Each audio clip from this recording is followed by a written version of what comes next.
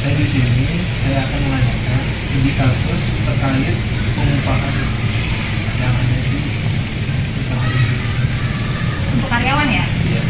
Jadi karena ini tuh kan masih kelas produksi rumah tangga kan ya, jadi saya sistem pengupahan itu awalnya dari perekrutan dulu kali ya. Jadi kalau perekrutan itu kayak bukan apa namanya, nggak ada formal lah, nggak kayak orang harus melamar pekerjaan, harus pakai SKCK dan lain sebagainya. Karena kita misalnya rumahan keluarga, jadi karyawan juga tetangga aja gitu. Jadi ada yang siapa yang butuh kerjaan datang ke sini. Jadi pengupahannya pun nggak formal, nggak harus UMR, namanya juga produksi kayak gini kan. Jadi kami mas ini apa namanya, sesuai dengan bekerjanya berapa jam gitu lah, itu yang kami bayar gitu. Jadi kesepakatan gitu. Jadi kira-kira si ibu ini mau nggak dibayar sekian, jadi itu kemampuan saya. Kalau misalnya memang tim yang lebih tinggi, mohon maaf kami hanya bisa menawarkan seperti itu. Tapi kalau misalnya nggak apa-apa, hitung-hitung isi waktu kan, biasanya kan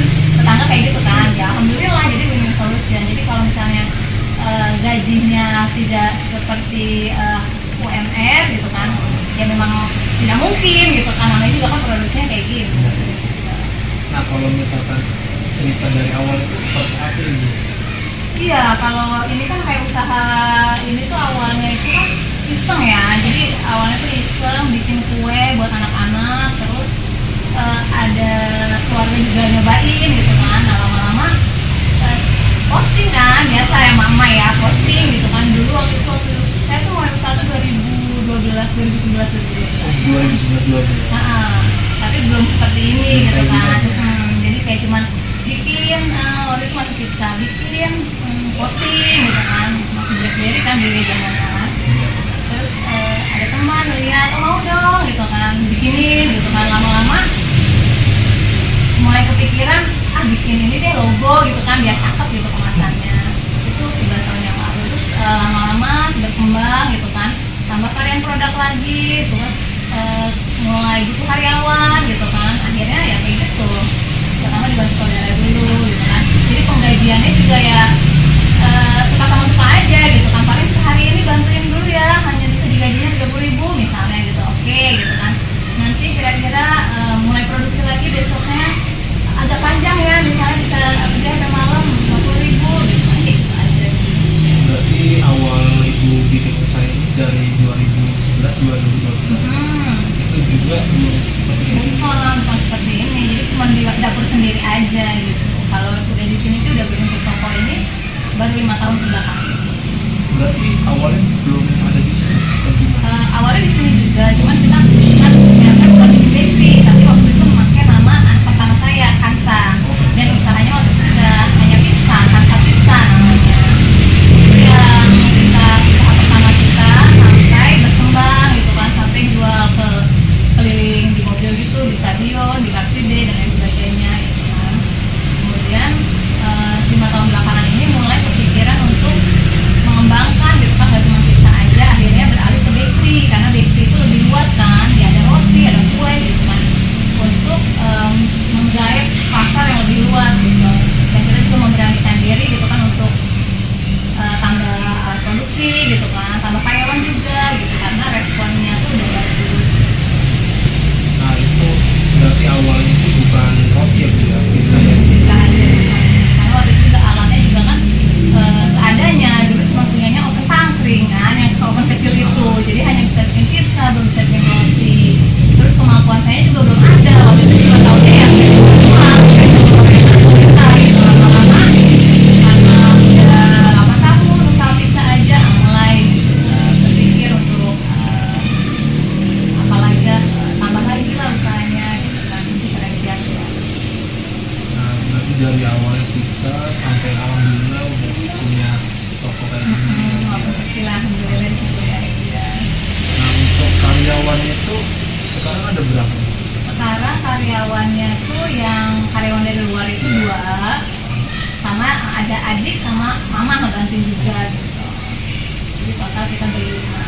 Berarti kalau misalkan ini kan sekarang udah kalau misalkan dulu tuh Jadi dulu tuh sempat naik turun. Jadi pernah satu waktu usaha saya rame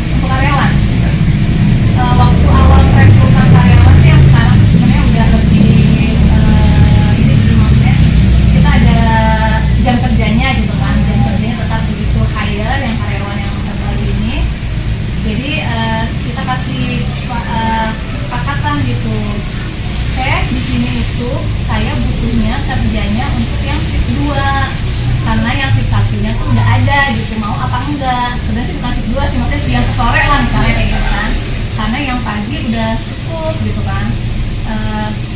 Yang penting teteh tuh kerjanya di saya tuh 7 jam, saya bilang kayak gitu kan. Kemudian istirahat fleksibel, karena kalau kue itu kan susah ya kalau lagi jam lagi rame, masa tiba-tiba istirahat gitu aja. Tapi ada sih hak istirahat, makan siang, isoma gitu kan, sholat. Tapi gantian gitu, misalnya yang satu lagi ini, yang satu boleh lagi makan gitu kan, atau yang satu sholat, yang satu jaga dulu di toko, takutnya pas lagi ada kayak tadi timpang gitu kan ya, harus ada yang melayanin kan. Terus dalam satu pekan libur 1 hari. Libur 1 hari. Hari Minggu tuh emang kita libur, karena saya juga kan punya keluarga, jadi kayak kita itu hari Minggu libur aja lah gitu kan. Kemudian teteh kalau misalnya di sini harus mau ya kalau disuruh lembur, nah kayak gitu kan.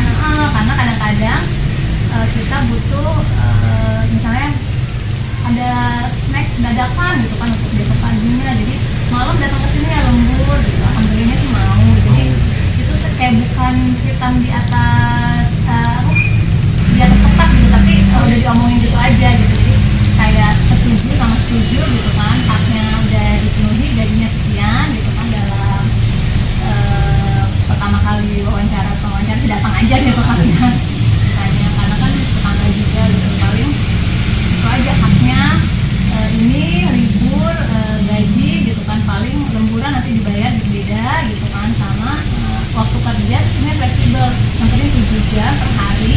Kalau misalnya mau izin, ada keperluan atau apa, kasih tahu aja, nanti diganti waktunya. Nah kalau untuk jam masuk itu jam berapa ya? Ya ada yang pagi sebelum subuh gitu kan. Sebelum subuh?